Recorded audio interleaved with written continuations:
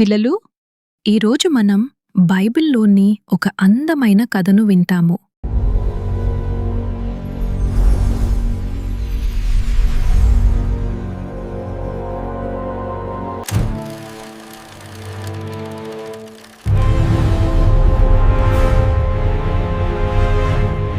చాలా కాలం క్రితం 4 శక్తివంతమైన రాజులు పెద్ద సైన్యాలతో ప్రయాణం ప్రారంభించారు. వారు యుద్ధానికి సిద్ధంగా వచ్చారు. సొదొమ, గొమొర్రా మరియు ఇతర పట్టణాల రాజులు సిద్దీము లోయలో ఒకచోట కూడిపోయారు. యుద్ధం దగ్గరపడింది.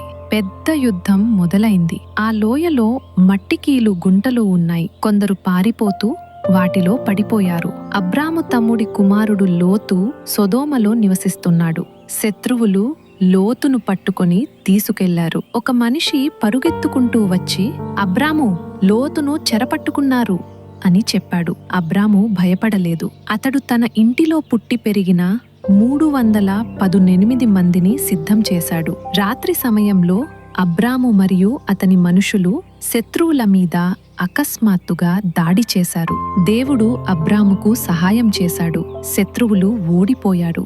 వారు పారిపోయారు. అబ్రాము విజయం సాధించాడు. అబ్రాము లోతును కాపాడాడు. లోతు ఎంతో ఆనందించాడు.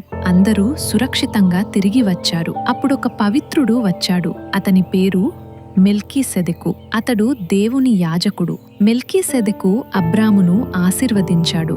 దేవుడు నిన్ను ఆశీర్వదించుగాక అని చెప్పాడు. అబ్రాము దేవునికి కృతజ్ఞతతో తన సంపదలో 10వ వంతు ఇచ్చాడు. అబ్రాము ఇలా అన్నాడు, నన్ను ధనవంతుడిని చేసేది దేవుడే. అతడు దేవుని మీదే పూర్తిగా నమ్మకం పెట్టుకున్నాడు. పిల్లలు, దేవుని మీద నమ్మకం పెట్టుకుంటే ఆయన మనకు ధైర్యం, విజయమిస్తాడు. ఇదే అబ్రాము కథ.